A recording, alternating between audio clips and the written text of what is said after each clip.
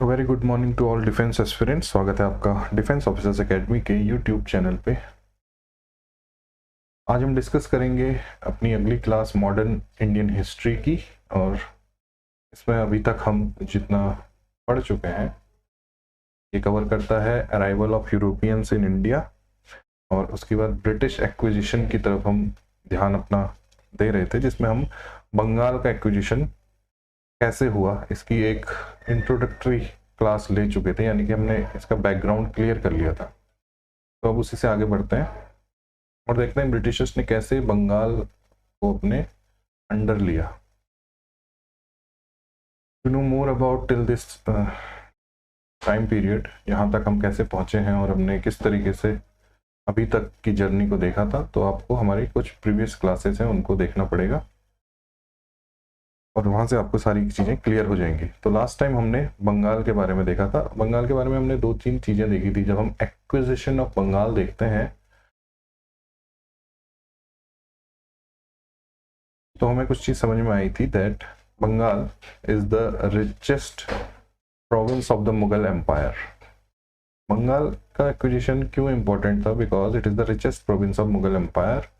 ये सबसे ज़्यादा रेवेन्यू जनरेट करने वाला प्रोविंस था मुगल एम्पायर में, और इसके अलावा ईस्ट इंडिया कंपनी के लिए भी ये इम्पोर्टेंट था, बिकॉज ईस्ट इंडिया कंपनी का जितना भी एशिया से एक्सपोर्ट होता था टूवर्ड्स ब्रिटेन, या ब्रिटेन में जितना भी इंपोर्ट एशिया से किया जाता था उसका लगभग 60% हमें देखने को मिलता था बंगाल से हुआ है। तो इन दो वजहों से तो बंगाल इम्पोर्टेंट था। एंड उसके बाद हम देखते हैं कि बंगाल में ब्रिटिशर्स ने अपनी बहुत सारी सेटलमेंट या फैक्ट्रीज भी लगा ली थी।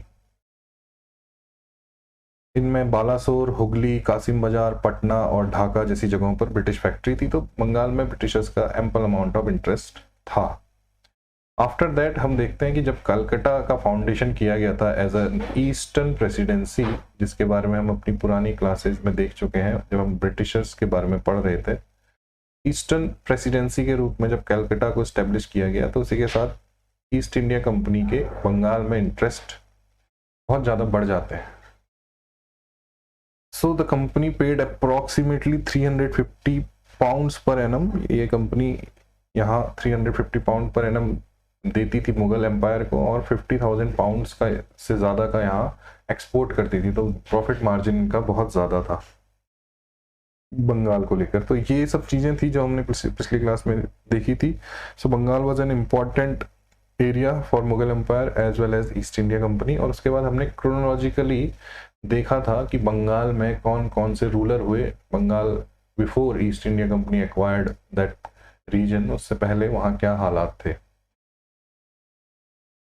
सो 1700 AD के आसपास यहाँ मुर्शीद कुली खां को भेजा जाता है बाय मुगल एम्परर, एक नवाब बनाकर, और वो 1727 तक यहाँ रूल करते हैं। मुर्शीद कुली खां के साथ मुर्शीद कुली खां MQ के एक और व्यक्ति आते हैं जिनका नाम है अली वर्दी खां। ये दोनों भाई मिलकर बंगाल में स्टैब्लिश करते हैं मुगल एम्पायर की जो भी हेजेमनी है उसको। मुर्शीद कुली खां नवाब के तौर पर रूल करते हैं, और अली वर्दी खां वहाँ की जो मिलिट्री है, जो मिलिट्री कॉन्क्वेस्ट है, उसको जारी रखते हैं। तो एक तरह से वो सेनापति रहते हैं। After the death of Murshid Quli Khan, जो उनके सन इन लॉ थे यानी कि शुजाउद्दीन, उनके पास बंगाल का कंट्रोल चला जाता है एज अ नवाब। शुजाउद्दीन 1727 से 1739 AD तक बंगाल पर राज करते हैं। तो आपने देखा कि मुर्शीद कुली खां के बाद आते हैं शुजाउद्दीन। यहाँ पर ध्यान देने वाली बात यह है कि अली वर्दी खां को कोई भी पोजीशन नहीं मिलती apart from the military head. Bengal के मिलिट्री हेड हैं अली वर्दी खां, और मुर्शीद कुली खां के बाद भी उन्हें बंगाल का नवाब नहीं बनाया जाता, बल्कि शुजाउद्दीन जो कि उनके दामाद है मुर्शीद कुली खां के, उन्हें बंगाल का नवाब बना दिया जाता है। आफ्टर शुजाउद्दीन 1739 से लेके 1740 तक सरफराज खां अगले नवाब बनते हैं, और ये भी मुर्शीद कुली खां के बेटे होते हैं। तो पहले दामाद and then son became the Nawab of Bengal, and Ali Wardi Khan totally neglected in that time period.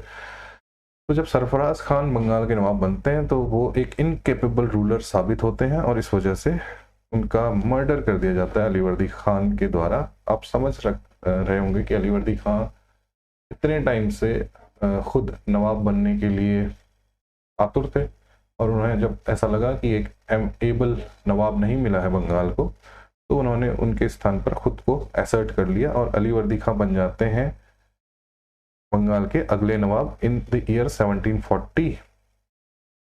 और तब से लेके 1756 तक till his death Alivardi Khan रहते हैं बंगाल के नवाब। अब अलीवर्दी खान जो सरफराज खान को मारकर बंगाल के नवाब बने हैं, इनके एस्पिरेशंस बढ़ जाती हैं और ये धीरे धीरे, शुरुआत में तो नहीं लेकिन धीरे धीरे मुगल एम्परर को अपने ट्रिब्यूट्स भेजना बंद कर देते हैं, यानी कि खुद वो मुगल एम्पायर से अलग इंडिपेंडेंट स्टेट बना देने की कोशिश इनकी रहती है। बिकॉज बंगाल में बहुत सारे रिसोर्सेज थे और कोई भी व्यक्ति बंगाल का चाहेगा कि वो अपना एक इंडिपेंडेंट रूल एस्टेब्लिश करे। लेकिन अभी इस सब के बीच हमें ये भी ध्यान देना होगा कि इन सारे रूलर्स के रहते हुए बंगाल ने बहुत अनप्रेसिडेंटेड अमाउंट ऑफ प्रोग्रेस की, उसकी प्रॉस्पेरिटी, उसकी समृद्धि बढ़ती गई। क्योंकि अगर हम सरफराज खान के अलावा बाकी रूलर्स को देखें तो दे आर एबल्ड रूलर जिन्होंने बंगाल की रेवेन्यू को और बढ़ाने का काम किया। इसके अलावा कुछ जोग्राफिकल रीजन्स की वजह से भी बंगाल सेफ रहा, जैसे कि जो इंटर बॉर्डर डिस्प्यूट्स होते थे जो बाकी भारत के राज्यों में देखे जा रहे थे वो बंगाल में नहीं हुए। मराठा इन्वेजन्स बंगाल में नहीं हुए। उसके अलावा नॉर्थ इंडिया के पास जाट रिवोल्ट्स चल रहे थे, आपस में लड़ाइयाँ चल रही थी, वो सब से बंगाल अछूता था, तो इस वजह से भी वो प्रॉस्पर कर पाया। और इसके अलावा जो नादिर शाह और अहमद शाह अब्दाली जैसे आक्रमणकारियों के आक्रमण होते थे उनसे भी बंगाल बचा हुआ रहा। तो एक तो एबल रूलर्स थे और दूसरा जोग्राफिकली ये सेफ सिचुएशन में था, तो बंगाल इस तरह से प्रॉस्पर कर रहा था। ये हमने पिछली क्लास में कुछ देखा था, बंगाल की importance for Mughal empire and for East India Company, और उसके बाद बंगाल के रूलर्स कौन थे और क्या बैकग्राउंड रहा। Now the next thing we will learn today is that British empire के कैसे इंटरेस्ट जागे बंगाल में, क्या कॉन्फ्लिक्ट हुआ बंगाल के बाकी नवाबों से, और कैसे अलीवर्दी खां की डेथ ने पासा पलटा बंगाल में वहाँ की सत्ता का। बंगाल में ब्रिटिशर्स को बहुत सारे राइट्स मिले हुए थे, उनके टैक्स फ्री ट्रेड रहता था बिकॉज उन्होंने मुगल एम्पायर से बहुत सारी रियायतें ले ली थी, इनके बारे में हम पिछली क्लास में देख चुके हैं। वो दस्तक जैसा एक डॉक्यूमेंट भी जारी कर सकते थे, उसका दुरुपयोग भी करने लगे थे। और बंगाल में एक यूरोपियन के तौर पर ब्रिटिश ही सबसे ज़्यादा ट्रेडिंग करते थे। अब इतना ज़्यादा अमाउंट ऑफ ट्रेड अगर टैक्स फ्री रहेगा तो फिर जो एक्सचेकर है यानी कि जो खजाना है, शाही खजाना, उसमें पैसा आने में कमी होगी, और इसकी जो कमी को महसूस करेंगे सारे नवाब जितने भी टाइम टू टाइम बंगाल पे रूल कर रहे होंगे, और इस वजह से उनका डायरेक्ट कॉन्फ्लिक्ट अराइज हो जाता है ब्रिटिश ईस्ट इंडिया कंपनी के साथ। एक और बात जो अलीवर्दी खां लेटर हाफ में रियलाइज करते हैं कि उन्हें लगता है जहाँ कहीं भी ब्रिटिशर्स होते हैं वहाँ वो अपने को असर्ट करके पूरे रीजन में अपना पॉलिटिकल इन्फ्लुएंस पैदा करने लग जाते हैं। इसके लिए उन्हें कार्नेटिक रीजन में होने वाले स्ट्रगल पे उनकी नज़र बनी हुई थी, और उन्होंने देखा था कि कैसे 3 कार्नेटिक वॉर के बाद ब्रिटिश ने पूरे रीजन को अपने अंडर ले लिया था विथ अ पपेट रूलर। तो इस चीज़ को समझते हुए अलीवर्दी खां ने भी ये ज़रूरत महसूस की कि उन्हें ब्रिटिश ईस्ट इंडिया कंपनी को बंगाल से बाहर निकालना पड़ेगा, बट इस मामले में कुछ भी एग्जीक्यूट करने से पहले ही उनकी डेथ हो जाती है, और ये हिस्टोरिकल टर्निंग पॉइंट माना जा सकता है। 1756 में जब उनकी डेथ हो जाती है तो उनके ग्रैंड सन सिराजुद्दौला बनते हैं अगले नवाब, और यहाँ से चीज़ें बदलती हैं। सो नाउ अब हम शुरू करते हैं आज की क्लास में हमें क्या पढ़ना है। इतना तो बैकग्राउंड था पिछली बार का, आई होप आपको रिवाइज हो गया होगा प्रिसाइज वे। सिराजुद्दौला जो कि अगले नवाब बने थे बंगाल के, he inherited many troubles from his grandfather. तो उन्हें बहुत सारी मुश्किलात का सामना पहले से ही करना पड़ा जैसे ही वो नवाब बने। क्या क्या उनके सामने ट्रबल्स थे, तो ये 1, 2, 3, 4 एंड 5 मुख्य पॉइंट है, उनमें हम समझते हैं। इनका एक राइवल कजिन था जो नवाब ऑफ पूर्णिया था। पूर्णिया इज इन बिहार, तो बंगाल से लगा हुआ इलाका है पूर्णिया। पूर्णिया के नवाब शौकत जंग की सिराजुद्दौला से राइवलरी थी, बिकॉज ये नवाब बन गए थे और शौकत जंग जैसे लोगों को भी बंगाल की नवाबी चाहिए थी, because Bengal is a resource rich state. तो एक इनके दुश्मन पहले ही पैदा हो गए जो इनके खुद के कजिन थे, उनका नाम शौकत जंग था और वो बगल के एक बिहार के एक प्रोविंस पूर्णिया के नवाब थे। इसके अलावा अ हॉस्टाइल आंट घसीटी बेगम नाम था जिनका, अ चाइल्डलेस विडो। तो इनकी दूसरी रिलेटिव यानी कि जो इनकी आंट थी वो भी सिराजुद्दौला को नवाब नहीं बनाना चाहती थी, उनकी पसंद नहीं थे सिराजुद्दौला, तो उनसे भी इनके कॉन्फ्लिक्टिंग रिलेशन थे। तो अपने ही परिवार में सिराजुद्दौला घिरे हुए थे दुश्मनों से। इस सब के अलावा अगर इतना ही काफ़ी नहीं था तो मीर जाफ़र नाम का एक इनका मिलिट्री कमांडर था, वो भी विद्रोही था, उन्हें भी सिराजुद्दौला का नवाब बनना पसंद नहीं था। Because of some political issues and the family rivalry, ये वजह थी कि मीर जाफ़र सिराजुद्दौला के अगेंस्ट थे। तो Shaukat Jang cousin, Ghasiti Begum his aunt, and Mir Jafar the military commander of his army, as well as Ali वर्दी खां के जो बहनोई थे उनकी सिस्टर के हस्बैंड, वो भी सिराजुद्दौला के अगेंस्ट थे। तो 3 दुश्मन तो हैं। इस सब के अलावा an alarmed Hindu subject population भी थी। सिराजुद्दौला मुस्लिम थे और उनकी जो प्रजा थी वो हिंदू थी। अभी तक जितने भी रूलर हुए थे फ्रॉम मुर्शीद कुली खां टू अली वर्दी खां, उन सभी के अंदर जो एबल्ड लीडरशिप क्वालिटी थी उसकी वजह से जो हिंदू प्रजा थी उन उसके भीतर ये अभी आशंका पैदा नहीं हुई थी कि एक मुस्लिम रूलर हमें रूल कर रहे हैं।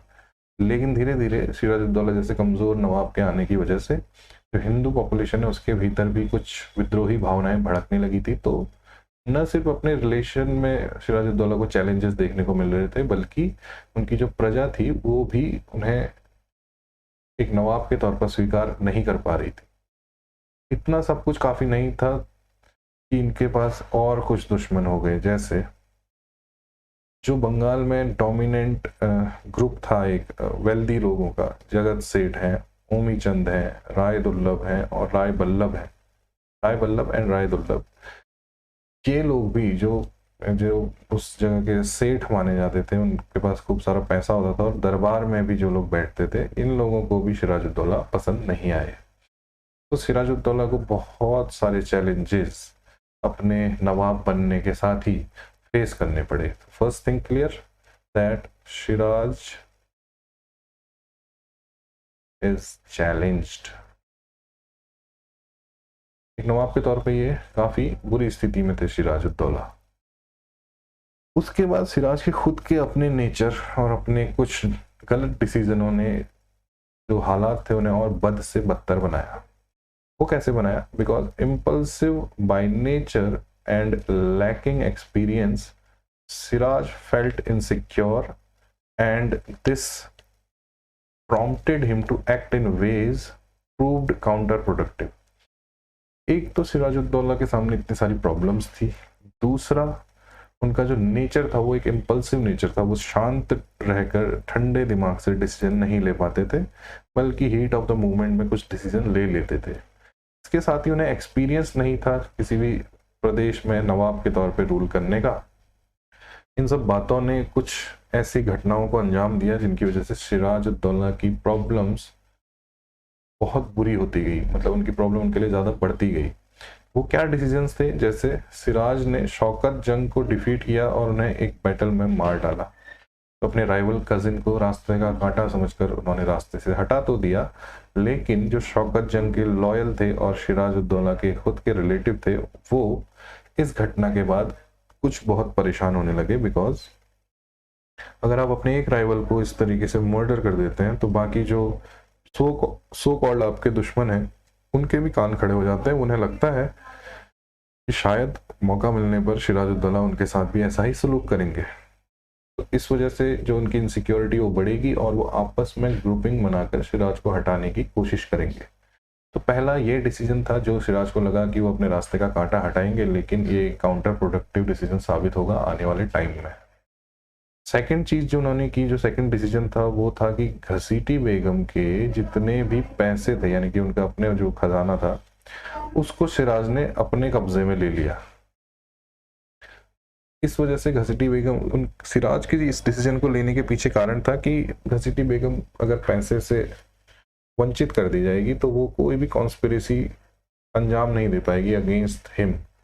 लेकिन सिर्फ ट्रेजर को ही कब्जे में ले लेना काफ़ी नहीं था। घसीटी बेगम और जो सिराज के अदर राइवल्स थे वो ठीक तरीके से अब समझ चुके थे कि सिराजुद्दौला अपने दुश्मनों को धीरे धीरे खत्म करना चाह रहे हैं या उनकी पावर्स को कम करना चाह रहे हैं। तो इसने और बढ़ा दिया उस इंटेंसिटी को जिसके तहत इन सभी ने सिराज के अगेंस्ट कॉन्स्पिरेसी करने को आखिरी रास्ता मान लिया था।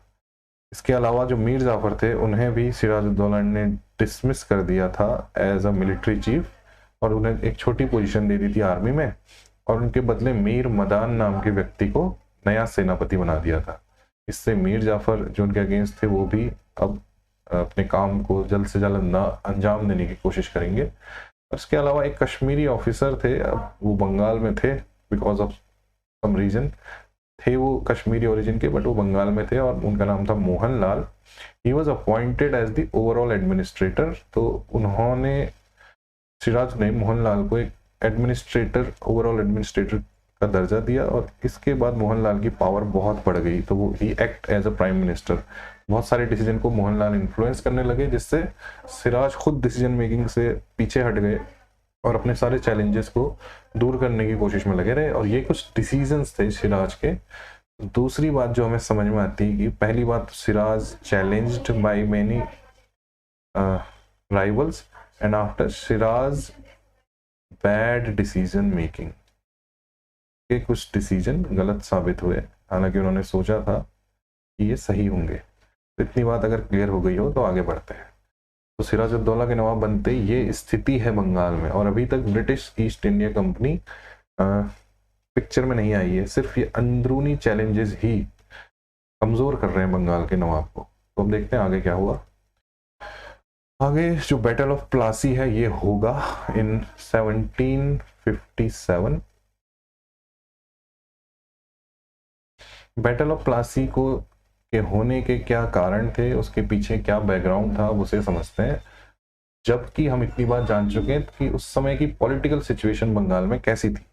Siraj-ud-Daulah challenged by many rivals and his decision proved counter productive against his own policies और हिज ओन नवाबियत। क्योंकि नवाबियत खुद खतरे में आ गई थी इतने सारे डिसीजन लेने के बाद। बैटल ऑफ प्लासी हुआ कैसे, उसके पीछे के क्या कारण थे, इन सब पर अब हम चर्चा करते हैं। और ये हमारा मेन पॉइंट है जो जिससे ब्रिटिशर्स का बंगाल का एक्विजिशन पूरा होगा। So the officials of the company made rampant misuse of its trade privileges that adversely affected the Nawab's finances. Trade privileges का मतलब है दस्तक नाम का जो पास है, जो डॉक्यूमेंट है, उसका मिसयूज किया गया बाय ब्रिटिशर्स। ओके, दस्तक के बारे में हमने आपको बताया था कि फर्रुखशियर ने एक रॉयल फरमान जारी किया था जिसके तहत बहुत सारे भारतीय इलाकों में जो मुगल एम्पायर के अंडर आते थे उसमें ब्रिटिश ईस्ट इंडिया कंपनी को कुछ छूट या रियायतें मिली थी। उन्हीं में से एक था बंगाल में दस्तक जारी करने का अधिकार। दस्तक एक ऐसा डॉक्यूमेंट होता था जो जारी करने का अधिकार मुगल एम्पायर ने ब्रिटिश ईस्ट इंडिया कंपनी को दिया था। ये डॉक्यूमेंट काफ़ी होता था। बंगाल के अंदर कोई भी ट्रेड करने के लिए आपको चुंगी या टैक्स नहीं देना पड़ेगा उसके लिए। तो ब्रिटिशर्स को से ये एक्सपेक्ट किया गया था कि वो अपने माल को बंगाल में यहाँ से वहाँ भेजने के लिए कुछ दस्तक यानी कि सर्टिफिकेट जारी करेंगे। अलॉन्ग विद दैट सर्टिफिकेट अब उनका माल एक जगह से दूसरी जगह जाएगा, गुड्स एक जगह से दूसरी जगह जाएंगे, तो रास्ते में जो टैक्स के लिए कलेक्शन सेंटर होते हैं वहाँ उनको वो सर्टिफिकेट दिखाना होगा और उनका टैक्स एग्जेम्प्ट हो जाएगा, यानी कि कोई टैक्स पे नहीं करना होगा। ये एक्सपेक्ट किया गया था ब्रिटिश ईस्ट इंडिया कंपनी से, but British East India company ने इस सर्टिफिकेट जिसे दस्तक कहते हैं इसका मिसयूज करना शुरू कर दिया। वो कैसे? ब्रिटिश ईस्ट इंडिया कंपनी न सिर्फ अपनी कंपनी के माल के लिए दस्तक सर्टिफिकेट जारी करने लगी थी बल्कि लोकल ट्रेडर्स या अदर यूरोपियन जो कंपनीज हैं उनके लिए भी दस्तक पास इशू करने लगी थी with taking a good amount of money from them. तो local traders British East India Company के पास आते थे, उन्हें एक अच्छा खासा प्राइस पे करते थे जो कि उनको टैक्स कलेक्शन यानी कि अगर उन्हें चुंगी देनी पड़ती किसी भी कलेक्शन सेंटर पर उससे थोड़ा कम होता था, बट वो एक प्राइस होता था। सेम यूरोपियन कंपनीज के जो भी ट्रेडर थे वो भी आते थे और वो कम दामों पर दस्तक ले लेते थे। तो एक इनडायरेक्ट वे में British East India Company Bengal के सारे ट्रेड का टैक्स खुद कलेक्ट करने लगी थी विथ अ मिनिमम अमाउंट, जो कि वहाँ प्रिवेलेंट टैक्स अमाउंट था उससे कम अमाउंट पे British East India company tax collect करने लगी थी। और ये दस्तक का एक बड़ा मिसयूज था। इससे जो बंगाल का टैक्स कलेक्शन है उस पर प्रभाव पड़ा, नवाब के जो फाइनेंसेस हैं वो कम हो गए। तो सीधे सीधे एक कॉन्फ्लिक्टिंग सिचुएशन अराइज हो गई between Nawab and the British East India company. इसके ऊपर एक तड़का लगाया एक और घटना ने, वो थी that the English fortified Calcutta without the nawabs permission. तो कैलकटा जो ईस्टर्न प्रेसिडेंसी है वहाँ एक किले या फोर्ट का निर्माण कर दिया ब्रिटिश ईस्ट इंडिया कंपनी ने। किला यानी कि आपको इससे समझ में आ रहा होगा कि किला एक मिलिट्री स्ट्रक्चर होता है, यानी कि कभी हमला हो तो आप किले के अंदर जाएं और उसमें कुछ ऐसे आपने सिक्योरिटी फीचर्स लगाए होते हैं जैसे कि एक बड़ा दरवाजा, एक मचान जहां पर से आप नजर रख सकते हैं सामने से कौन आ रहा है, और किले के चारों ओर एक खाई। आप अपने को मिलिट्रीली सिक्योर कर सकते हैं। ये फोर्ट बनाया गया है कलकत्ता में by British East India Company और इसके लिए नवाब की परमिशन नहीं ली गई है। तो ये बात नवाब को हर्ट करेगी बिकॉज इससे ब्रिटिश ईस्ट इंडिया कंपनी के इंटेंशंस पर शक होता है कि वो यहाँ ट्रेड करने आए हैं कि मिलिट्रीली भी कुछ कॉन्क्वेस्ट करने वाले हैं। और फिर सामने आपको पता है कि जो नवाब है वो इम्पल्सिव नेचर के हैं और उनकी डिसीजन मेकिंग पावर में भी उतना एक्सपीरियंस नहीं है जितना कि बाकियों को रहता था। सो एक ये बोन ऑफ कंटेंशन फिर उभर कर सामने आई। दस्तक का मिसयूज तो था ही, लेकिन ये फोर्ट का निर्माण करना उस समय एक, कहते हैं ना कि किसी चीज में एक चीज और जोड़ के आपने उसे और खराब कर दिया। द कंपनी उसके बाद यहीं तक भी नहीं रुकी बात। The company further tried to mislead him by giving asylum to a political fugitive Krishna Das who was the son of Raj Ballabh, जो कि बहुत सारा खजाना लूटकर fled with immense treasure against Nawab will. तो एक व्यक्ति थे कृष्णा दास, पॉलिटिकल फ्यूजिटिव कहने का मतलब राजनीतिक रूप से भगौड़े थे, भाग गए थे। और क्यों भागे थे? Because he take immense treasure from Nawab की जो ट्रेजरी है उससे बहुत सारा धन लेकर फरार हो गए थे। ये जो व्यक्ति थे कृष्णदास, ये राज बल्लभ नाम के एक इन्फ्लुएंशियल जो व्यक्ति हैं नवाब के दरबार में, उनके बेटे थे। राजनीतिक रूप से भागे हुए हैं, बहुत सारा पैसा लेके भागे हुए हैं और इनको शरण यानी कि गिविंग असाइलम का मतलब होता है इनको शरण दी है ब्रिटिश ईस्ट इंडिया कंपनी ने अपने फोर्ट में, और नवाब को इसके बारे में नहीं बताया है या फिर गलत इंफॉर्मेशन दी है। तो कंपनी ने भी ये सब काम किए हैं देखते हुए कि नवाब काफ़ी कमज़ोर है, तो नवाब को मिसलीड किया जाए और उसके राइवल को अपने यहाँ शरण दी जाए because he has immense amount of treasure with him, जिसका कुछ शेयर कंपनी को भी मिलेगा। कंपनी का ग्रीड है और नवाब की इनसिक्योरिटी है, इन सब का मेल जोल हो चुका है इतनी सारी घटनाओं के बाद।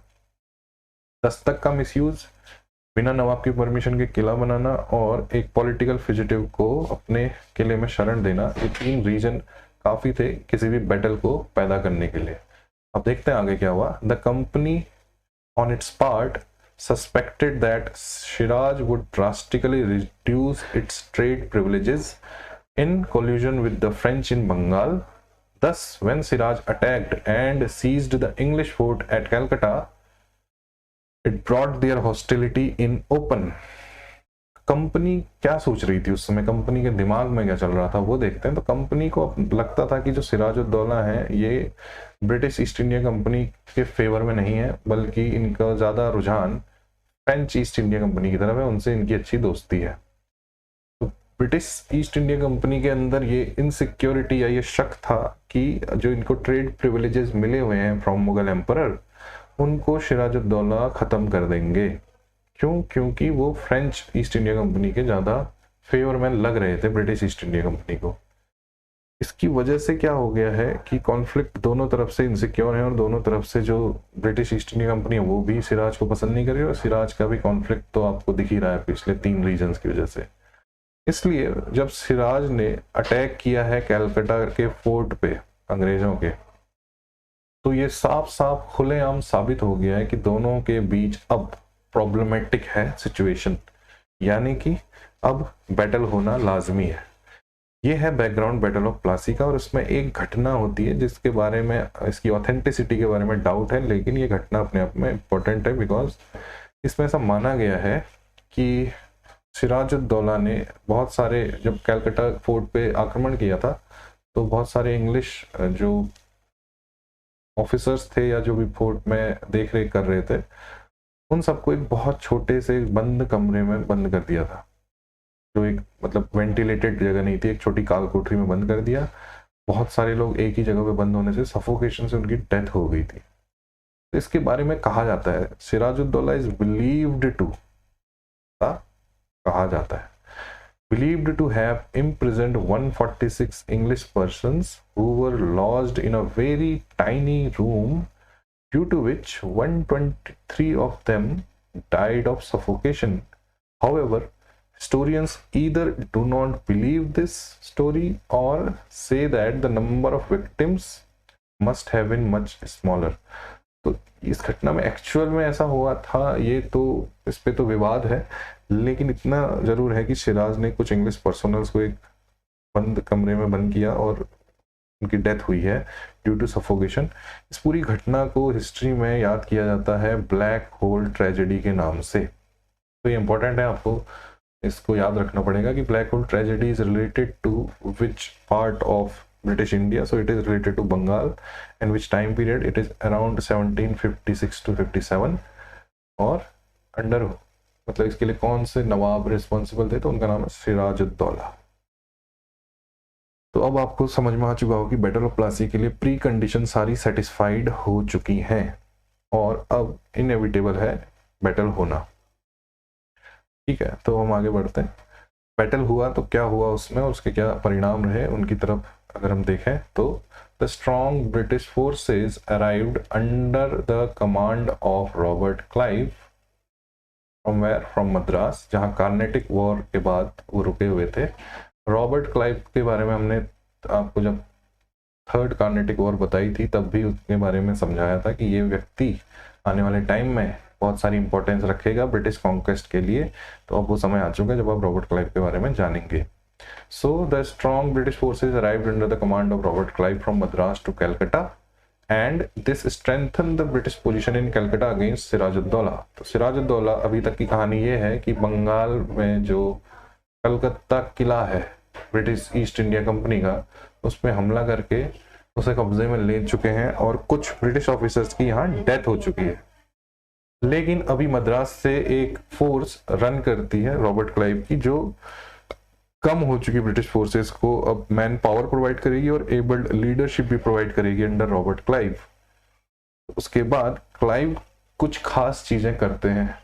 आपको पता है कि सिराजुद्दौला के खिलाफ बहुत सारे लोग हैं और रॉबर्ट क्लाइव इस बात को जानते हैं, तो अब वो एक सीक्रेट अलायंस बनाएंगे against the Nawab. Clive forged a secret alliance with the traitors of the Nawab, जिनके नाम है Mir Jafar, Rai Durlabh, Jagat Seth, Omi Chand. Under the deal, Mir Jafar was to be made the Nawab, who in turn would reward the company for its services. तो मीर जाफर, राय दुर्लभ, जगत सेठ, ओमी चंद जैसे नवाब सिराजुद्दौला के rivals एक संगठन बना लेते हैं अगेंस्ट सिराजुद्दौला। किसके साथ मिलकर? रॉबर्ट क्लाइव के साथ मिलकर। और इनके बीच एक डील होती है कि अगर हमने सिराजुद्दौला को मिलके हरा दिया तो उसके बाद अगला नवाब मीर जाफर को बनाया जाएगा, और मीर जाफर इसके बदले में जब नवाब बन जाएंगे तो कंपनी को बहुत सारा पैसा देंगे उन्हें नवाब बनाने के लिए। इस डील के फाइनलाइज होते ही बैटल ऑफ प्लासी का पूरा सेटअप तैयार हो चुका है और अब हम समझ जाएंगे कि कैसे प्लासी को आसानी से जीत लिया अंग्रेजों ने। So that's how the English victory in the battle of Plassey, जिसकी डेट है 23 जून 1757, The English victory in the Battle of Plassey was decided before the battle. इसका मतलब आप समझ चुके होंगे कि लड़ाई से पहले ही उसका निर्णय आ चुका था, क्योंकि अब सिराजुद्दौला अकेले जूझ नहीं पाएंगे इतनी सारी शक्तियों से. Due to the conspiracy of Nawab's official, the 50,000 strong force of Siraj was defeated by a handful of Clive's forces. Clive हालांकि मद्रास से कलकत्ता मूव करके आए थे, ब्रिटिश फोर्सेस को उन्होंने इंक्रीज करने की कोशिश की थी, लेकिन अभी भी बंगाल में जो नवाब पहले से मौजूद हैं उनकी फोर्स के आगे ब्रिटिश फोर्सेस कम ही थी. मगर ब्रिटिश फोर्सेस आसानी से जीत गई बिकॉज एक सीक्रेट अलायंस हो चुका है और एक डील हो चुकी है. बैटल ऑफ प्लासी में जो युद्ध था वो बस इतना ही था. कुछ देर की एक छोटी सी मुठभेड़ होती है जिसमें कुछ सैनिक ही टेक पार्ट करते हैं, बाकी सैनिक अपने अपने मिलिट्री कमांडर्स या लीडर्स के साथ अलग हो जाते हैं, मीर जाफर, राय दुर्लभ जैसे लोगों के साथ. और फिर सिराजुद्दौला के साथ होता है कुछ गलत. Sirajuddaulah was captured and murdered by the order of Mir Jafar son Miran. Mir Jafar का बेटा सिराजुद्दौला की मौत का कारण बनता है, क्योंकि बैटलफील्ड पे सिराजुद्दौला को धोखे का सामना करना पड़ता है. उन्हें जो लग रहा था कि उनकी इतनी सारी फोर्सेस तो ब्रिटिश ईस्ट इंडिया कंपनी की फोर्सेस को उखाड़ फेंकेंगी, वैसा होता नहीं है. और जब सिराजुद्दौला बैटलफील्ड से हटने की कोशिश करते हैं तो उन्हें बंदी बना लिया जाता है, उन्हें कैप्चर कर लिया जाता है और उसके बाद उनका मर्डर कर लिया जाता है with the command of Meeran. इस तरह से द बैटल ऑफ प्लासी समाप्त होता है. And the battle of Plassey placed at the disposal of the English what vast resources of Bengal. और इस तरीके से ब्रिटिश ईस्ट इंडिया कंपनी के सामने आ जाते हैं बहुत सारे, जो कि रिच प्रोविंस है मुगल एम्पायर का, उसके सारे रिसोर्सेज. यहां तक की बात अगर क्लियर हो गई हो तो फिर हम देखते हैं आगे. सबसे पहले हमने इसमें जाना कि Bengal, why Bengal is important and कैसे बैटल ऑफ प्लासी तक हम पहुंचे हैं, कैसे मुर्शीद कुली खां और से लेकर अलीवर्दी खां तक नवाब आए और उसके बाद सिराजुद्दौला के आने के बाद कैसे स्थितियां बदली और धीरे धीरे वो कौन से डिसीजंस थे, वो कौन सी घटनाएं थी जिन्होंने बैटल ऑफ प्लासी में अंग्रेजों की जीत को तय कर दिया. और जैसे ही अंग्रेज यहाँ पर जीतते हैं, मीर जाफर को नवाब बनाया जाता है, तो सारे रिसोर्सेज एक तरह से अंग्रेजों के हाथ में चले जाते हैं, बिकॉज मीर जाफर अब एक कठपुतली की तरह कार्य करेंगे. After Plassey, the English virtually monopolized the trade and commerce of Bengal. अब अंग्रेज सीधे सीधे अपनी जो मोनोपोली है बंगाल के ट्रेड में वो फिर से स्थापित करना चाहेंगे. जितनी उन्हें रियायतें थी उससे ज्यादा बढ़कर चीजें वो लेना चाहेंगे. As a result of this victory, Mir Jafar became the Nawab of Bengal. He gave large sums of money and the zamindari of 24 parganas to English. तो ब्रिटिशर्स न सिर्फ बहुत सारा पैसा लेते हैं मीर जाफर से, बल्कि 24 परगनाओं की जमींदारी भी ले लेते हैं अपने हाथ में. पिछली क्लासेस में हमने आपको बताया था कि जमींदारी की तरफ क्यों अट्रैक्ट हुए थे ब्रिटिशर्स, बिकॉज उसमें प्रॉफिट कमाने का कोई हद नहीं थी. जस्ट अ स्मॉल अमाउंट जो जमींदार को देना पड़ता था अपने रूलर को, और उसके बाद बचे हुए अमाउंट में उसका डिसीजन होता था कि वो कितना देगा किसानों को और कितना अपने पास रखेगा. ब्रिटिशर्स ने इसमें बहुत सारे ह्यूज मार्जिन ऑफ प्रॉफिट को देखते हुए जमींदारी लेने की कोशिश की थी.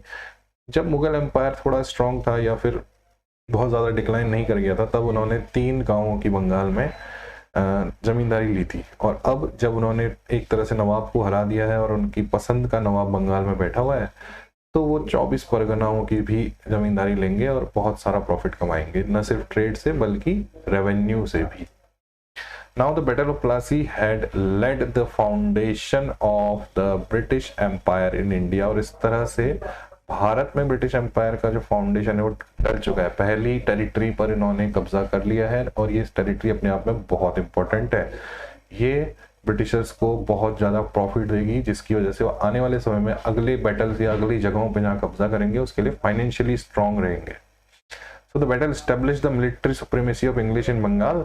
Their main rival French were ousted. और इसके बाद फ्रेंच भी बाहर कर दिए जाएंगे और उनकी ताकत धीरे धीरे कम होगी, जिसको हम देख चुके हैं फ्रेंच डिक्लाइन में, या फिर ब्रिटिशर्स ही बाकी यूरोपियंस की अपेक्षा क्यों उभर कर सामने आए. तो आई होप आपको इतना की क्लास में इत्मीनान से मैंने जो समझाया है आपको समझ में आया होगा. कल हम देखेंगे कि after the battle of Plassey कैसे चीज़ें और बदली और कैसे धीरे धीरे कंपनी का जो लालच था उसने बाकी मीर जाफर और मीर कासिम जैसे उसके पपेट जो नवाब थे उनको भी अगेंस्ट किया कंपनी के, और कैसे बैटल ऑफ बक्सर आके एक कंक्लूजन मिला इस पूरी प्रोसेस को। तो बैटल ऑफ प्लासी आज कंप्लीट हुआ है। डू रिवाइज दिस चैप्टर, और कल हम फिर मिलेंगे एक नई क्लास में नए तरीके से। इसके अलावा आपके कोई क्वेरीज हो तो यू कैन कमेंट अस, और जो भी आपको नंबर दिए गए आपकी स्क्रीन पर फ्लैश हो रहे हैं उनसे भी आप कांटेक्ट कर सकते हैं। Till then, all the best for your preparations and bye bye.